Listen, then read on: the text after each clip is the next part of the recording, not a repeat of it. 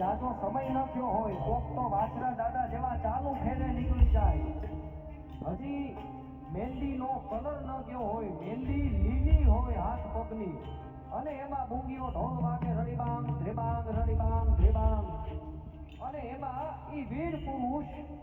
યુદ્ધને મેદાને જાય અને ધીંગાણામાં કામ આવી જાય તો પેલા શહીદ થાય તો એની વાહે પતિ ખાવાનો રિવાજ હતો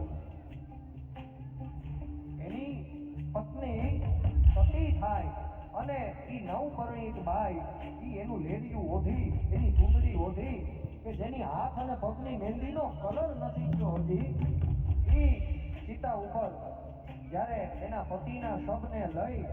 અને સતી ખાવા માટે બેસે